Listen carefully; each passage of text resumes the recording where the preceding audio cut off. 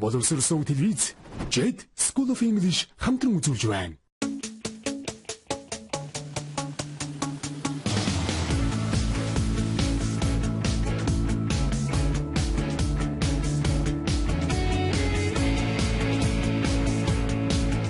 Англи хэлний асын зайн сургалт. Сайн мэцхан үзэгчтэй. Та бүхний өдрийн мэндийг хүргэе. Англи хэлний орчуулгын 7 дугаар хичээл эхлэхэд бэлэн боллоо. Өнөөдрийн хичээлээр бид цаг заасан байцгшин өгүүлбэрийн холбоосуудыг үргэлжлүүлэн үзэж, эдгээр холбоос орсон орчуулгуудыг хамтдаа хийцгээх болно. Та бүхэн хичээлдээ идэвхтэй оролцоорой.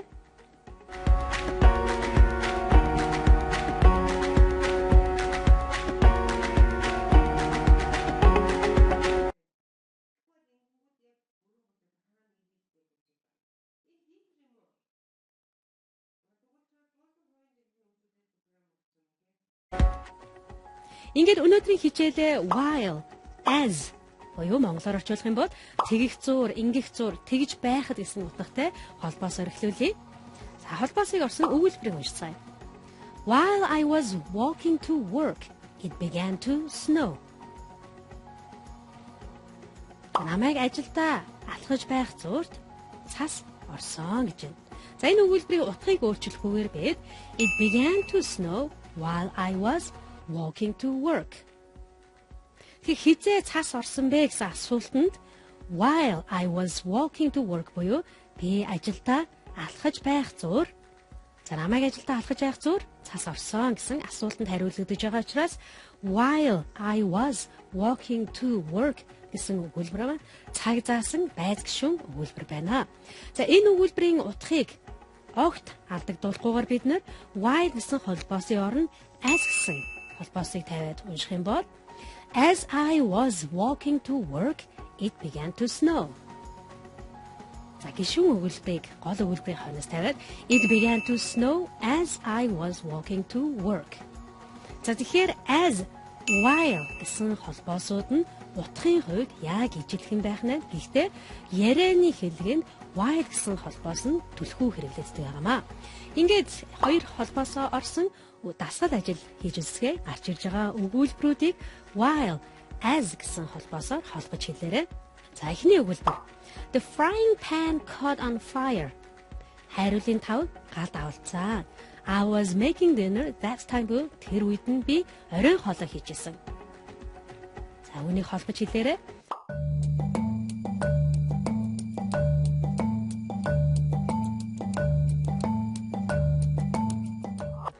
Хоёрдугаар өгүүлбэрийг харцгаая. We were sitting down to eat. За бид нэр идэхээр сууж байсан. Someone knocked on the door at that moment. Яг тэр мөчид хинэгэн хаалга тогссон гэсэн өгүүлбэр. Тэгэхээр энийг нэг өгүүлбэр болгоод хэлээрэй.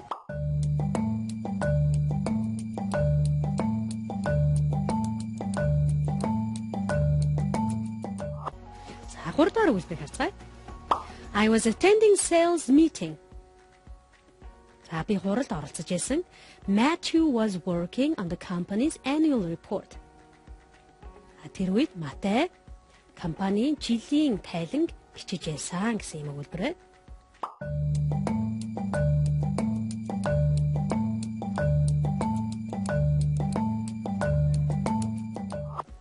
Эдгээр өгүүлбэрийг холбоосоор холбосон бол одоо бүгдээрээ хариуг харцгаая. Эхний өгүүлбэрийг бид нар While I was making dinner, the frying pan caught on fire. Тэр while гэсэн холбоос нь тэгэх зуур, ингэх зуур гэд үргэлжилсэн үеийг зааж байгаа учраас while I was making dinner гэсэн холбоос нь орж ирж байна. За утгыг алдагдуулахгүйгээр бид нар as I was making dinner, the frying pan caught on fire гэж хэлж болох нь. Хоёрдугаар үйлдэл хариу харцгаая. While we were sitting down to eat, someone knocked on the door. Бидний хоолоо идэхээр сууж байтал хэн нэгэн хаалга тогссон гэсэн өгүүлбэр. За энэ өгүүлбэрийг бид нэр while-ийн оронд as гэж хэлэхэд утга өөрчлөгдөхгүй. As we were sitting down to eat, someone knocked on the door. За цаг заасан байцгшин өгүүлбэрээ мөн гол өгүүлбэрийн хойноос хэлж болно. Someone knocked on the door as we were sitting down to eat. Гуравдугаар өгүүлбэрийн хариултыг харцгаая. While or as I was attending sales meeting, Matthew was working on the company's annual report. намайг хуралд оролцож байхад Матай компани жилийн төлөвлөгөөг бичиж байсан. Жилийн тайлан бичиж байсан. Тэгэхээр хоёулаа үргэлжилсэн үйл байгаа учраас бид нар мөн while or as Matthew was working on the company's annual report, I was attending sales meeting гэж хэлж болох нь. Тэгэхээр утгын хувьд ялгаа гарахгүй байх нэ. За бүгдээрээ сая as while гэсэн холбоосыг үзсэн бол харин дараагийн by the time буюу тэгэх үеэр, ингэх үеэр гэсэн утгатай холбоос орсон өгүүлбэрийн хамтдаа харцгаая. By the time he arrived, we had already left. За энэ өгүүлбэрийг орчуулах юм бол түүнийг ирэх үеэр бид хэдийн явчихсан байсан. За ирээдүйн цагийн өгүүлбэр байна. By the time he arrives tomorrow, we will have left. Орчуулах юм бол маргааш түүнийг ирэх үеэр бид явчихсан байна. За англи хэл нь by the time холбоос нь нэг үйл болох үеэр өөр нэг үйл нь болоод дууссан гэдгийг зааж байгаа тул гол өгүүлбэр нь хийхдээ төгссөн буюу perfect цагийг авах байгаамаа. Ингээд by the time гэсэн холбоосоор өгүүлбэрүүдийг холбож хэлцгээе. За эхний өгүүлбэр. Shakespeare died in 1660. He had written more than 37 plays before then. За by the time гэсэн холбоосоор хоёр өгүүлбэрээ холбож хэлээрэй.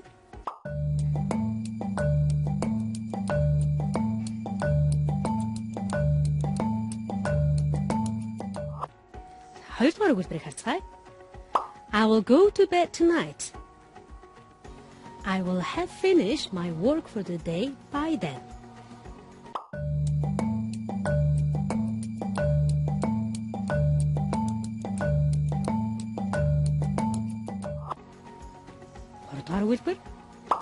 Jonathan graduated from high school. He had attended 7 different schools then because his parents moved often.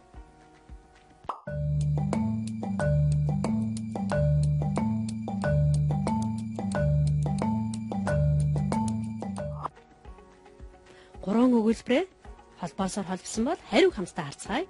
За эхний өгүүлбэр Shakespeare died in 1660 буюу 1616 он Shakespeare өнгөрсөн.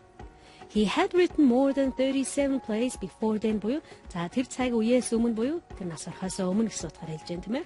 Тэр 37 жүжиг биччихсэн байсан.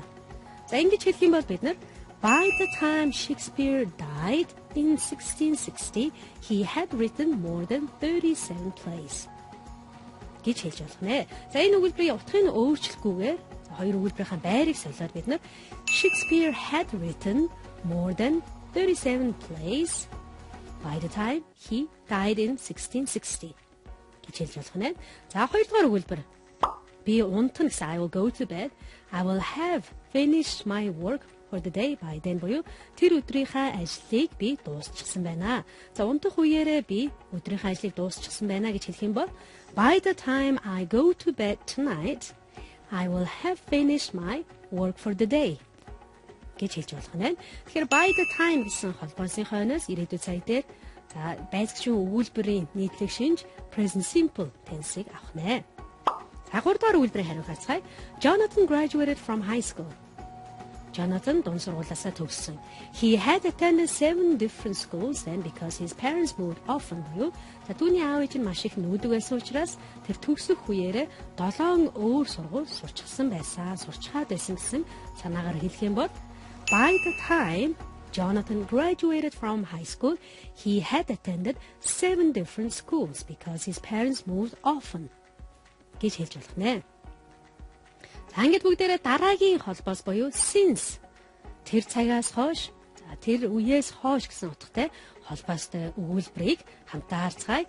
Гол өгүүлбэр нь ихэнхдээ present perfect буюу төгс одоо цагт хэлэгдэн. Жишээг харцгаая. I have been teaching English since I graduated from university. За энэ өгүүлбэрийг орчуулах юм бол би их сургуулаа төгссөнөөс хойш англи хэлийг өнөө хүртэл зааж байна. Одоо хүртэл зааж байна гэсэн утгатай байх нь. Тэгэхээр одоо хүртэл тэр үйл нь болж байгаа учраас present perfect simple гэсэн цаг нь илүү их авч байна. За дараагийн жишээ. I have known инхээ ever since I was a child. За ever since хэрэг цагаа илүү тодтогч өгч байна.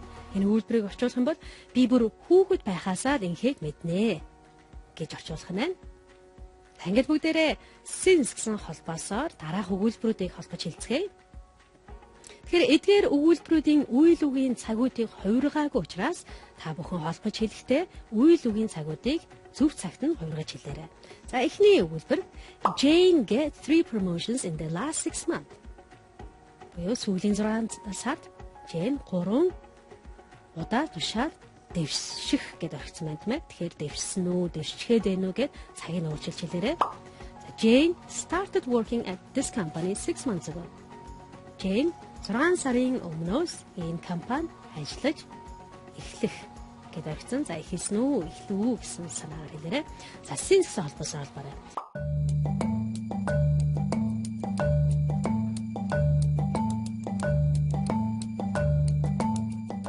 За дараагийн үйлдвэрийг харцгаая. I leave Mongolia 3 years ago. Би Монголыг 3 жилийн өмнө орхиж явв. За явах гэсэн хэлбэрээр орсон байна. Since that time буюу тэр цагаас хойш I returned to see my family and friends several times. Найз нөхөд гэр бүлээтэйгээ уулзахаар хэд удаа буцаж ирэх. За ирсэн, ирчгээд байна гэсэн санаагаар хэлж болно.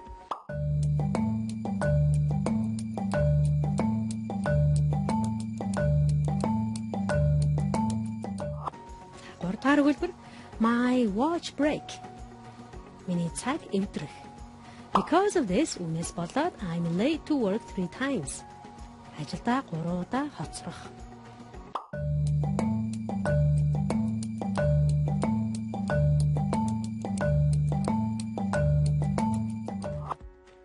Гэт орчихсон байна тэгэхээр. За тэгэхээр since гэсэн холбоосоор холбоод үйл үгийн цагуудыг хувиргасан бод хариуг харцгаая. Нэгдүгээр өгүүлбэрийг бид нар Jane has gotten 3 promotions since she started working at this company 6 months ago гэж хэлэх нь. Тэгэхээр since гэсэн холбоосын араас орсон гишүүн өгүүлбэр нь ерөнхийдөө past simple цаг дээр хувиргаж байна. За энэ өгүүлбэрийг орчуулах юм бол 6 сарын өмнөөс тухайн компанид ажилд орсноосоо хойш Jane 3 удаа тушаал дэвшчихэд байна гэсэн юм санаа гарч ирж байна. За хоёрдугаар өгүүлбэрийн хариу харцгаая. Since I left Mongolia 3 years ago, I have returned to see my family and friends several times. 3 жилийн өмнө Монголоос явснаасаа хойш найз нөхөд гэр бүлтэйгээ уулзахаар хэдэн удаа буцаж ирээд байгаа гэсэн санаагаар орж ирж байна. За 3 дахь өгүүлбэрийн хариу. Since my watch broke, I have been late to work 3 times. Цаг эвдэрснээс хойш би ажилдаа 3 удаа хоцорчхоод байгаа.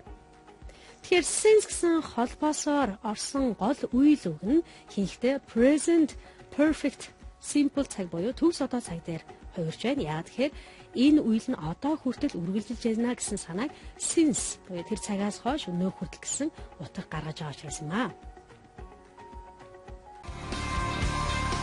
Хятад хэлний алсын зайн сургалт.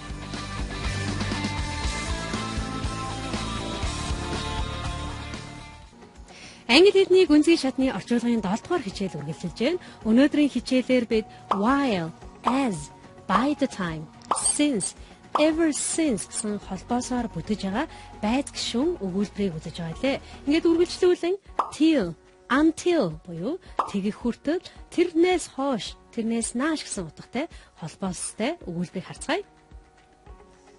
We stayed there until we finished our work. We stayed there till we finished our work. Хоёр холбоосыг яг ижилхэн буюу за энэ өгүүлбэрийг орчуулах юм бол бид нэр ажлаа дуустлаа тэнд байцгаасан гэсэн утгаар орж байна. Тэгэхээр till, until хоёрын гол ялгаа нь till-ийг илүү ярианд хэрэгэлдэг бол until-ийг яриа бичиг аль алинд нь ашиглаж болно. Одоо гарч ирж байгаа өгүүлбэрийг until гэсэн холбоосоор холбож хэлээрэй. За эхний өгүүлбэр. We have to wait here. Бид нар энд хүлээх хэрэгтэй. Nancy will come. Nancy ирнэ. Тэгэхээр энэ өгүүлбэрийг Nancy-г ирэхдээ энд хүлээх хэрэгтэй байна гэд холбож хэлээрэй.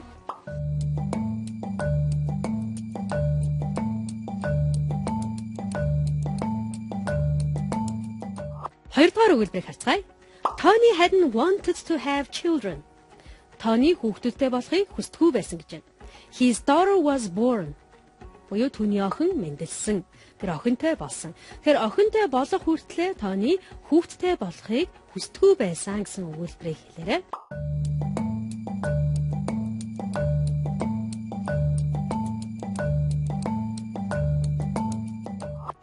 За 3 дахь өгүүлбэр. You won't improve your ability to speak English. Чи англиар ярих чадвараа дээшлүүлэхгүй. You learn to relax more. Илүү амарч сурахгүй бол гэж юм тийм ээ.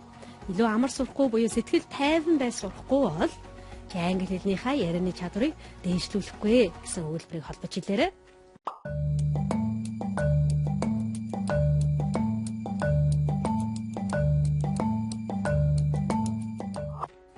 Загвар өгүүлбэрээ холбож хэлсэн бол хариуг хамтдаа харцгаая. Нэгдүгээр өгүүлбэр We have to wait here until Nancy comes. Until Nancy comes. Nancy-г ирэх хүртэл гээд цаг заасан байцгшин өгүүлбэр байна. Гэхдээ ирээдүйн цаг дээр байгаа учраас present simple цаг авсан байна. Тэгэхээр өгүүлбэрийг орчуулах юм бол Nancy-г иртэл бид нэр энд хүлээх хэрэгтэй байна. За хоёрдугаар өгүүлбэрийн хариу Tony hadn't wanted to have children until his daughter was born. Охинтой болох хүртлээр Tony хүүхдтэй болохыг хүсдэггүй байсан гэж байна. 3 дахь өгүүлбэрийн хариу харцгаая. You won't improve your ability to speak English until you learn to relax more. За энэ өгүүлбэрийг орчуулах юм бол чи сэтгэл амгалан бай сурахаас нааш англи хэлний ярианы чадвараа сайжруулж чадахгүй гэж байна. Тэгэхээр бид нэр англи хэлний ярианы чадвараа сайжруулахын тулд санаа зовнилгүй сэтгэл амгалан байж ярих нэ. Ингээд бүгдээрээ Harry Potter номны хэсгээс орчуулцгаая. За орчуулж байхдаа өнөөдрийн сурсан холбоосууд нь яаж ашиглагдаж байгааг сайн ажиглаж хараарай. Тэгэд ихний өгүүлбэр While Mrs. Dursley was in the bathroom, Mr. Dursley crept to the bedroom window and peered down into the front garden. За энэ өгүүлбэрийг орчуулахад бид нэр crept буюу мөлхөсөн явах гэсэн санаа байд. За peer down here сим харах гэсэн утгаар орж иж байна. За дараагийн өгүүлбэр And we will buy you another 2 presents while we are today. How is that, Pumpkin? 2 more presents. Is that all right? За Pumpkin гээд хүүгээ өхөөрдөд дуудаж байна. 3 дахь өгүүлбэрийг харцгаая. Ever since you mentioned Nicholas Flamel, we have been trying to find out who he is. За mention гэсэн үг нь дурдах гэсэн санаагаар орж иж байна. За Nicholas Flamel гээд хүний нэрээ. Дараагийн өгүүлбэрийг харцгаая. I haven't blushed so much since Madame Pomfrey told me she liked my new earmuffs. За blush гэрээ ичиж улайхыг хэлж байна. Earmuffs гэрээ өвөл зүүдийг чихвчих хэлж байна тийм ээ. За дараагийн өгүүлбэр She was not going to believe it until Dumbledore told her it was true. She wasn't going to believe it until Dumbledore told her it was true. За сүүлийн өгүүлбэр Some of them have never even heard of Hogwarts until they get the letter. Imagine гэсэн санаа Hogwarts гэхээр Harry Potter явдаг сургуулийн нэр юм тийм ээ.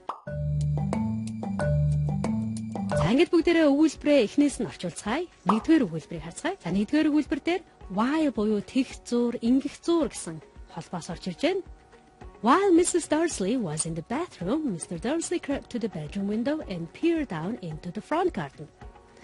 Орчуулах юм бол хатагтай Дарслиг угаалгын өрөөнд байх зуур, ноён Дарслиг угаалгын өрөөний цонх руу гитэн очоод урт талын цэцэрлэг рүү сим харав. За хоёрдугаар өгүүлбэрийг орчуулцгаая. And we will buy you another 2 presents while we are out today. How is that, Pumpkin? 2 more presents. Is that all right? Орчуулах юм бол өнөөдөр гадуур гарч байх зууртаа өнөөдөр гадуур гарахдаа чамд дахин 2 бэлэг авчиръя. Ямар байна хүмүүс? 2 бэлэг болох уу? гэж асууж байна тийм ээ. Тэгэхээр while we are out буюу өнөөдөр гарахтаагийн ирээдүйн цагаар хэрэглэж байгаа учраас present simple цаг байна. 3 дугаар өгүүлбэрийг харцгаая. Ever since you mentioned Nicholas Flamel, we have been trying to find out who he is. За монголоор орчуулах юм бол Nicholas Flamel-ийн нэрийг дурдсан цагаас л хойш бид түүнийг хэн гэдгийг нь олж мэдхийг улайрч байна. Тэгэхээр ever since гэдэг нь тодтогч байгаа учраас бид нар гэж авч ирж байна. Тэгсэн цагаас л хойш гэдэг. За 4 дугаар өгүүлбэр. I haven't blushed so much since Madame Pomfrey told me she liked my new earmuffs. Монголоор орчуулах юм бол хадагтай Помфри миний шинэ чихвчийг магснаас хойш би ингэж их хичээгүй юм байна гэсэн цагаар орж ирж байна. 5 дугаар өгүүлбэр орчуулгыг харъя. She was not going to believe it until Dumbledore told her it was true. Орчуулах юм бол үнэн байсан гэдгийг Дамблдор хэлэхээс нааш үнэн гэдэгт нь тэр итгэхгүй байлаа. Итгэхгүй байх байсан юм аа гэж бас орчуулж болох нь. 6 дугаар өгүүлбэр. Some of them have never even heard of Hogwarts until they get the letter Imagine. За Imagine гэдэг нь I think хэлбэрээр орж ирж байна.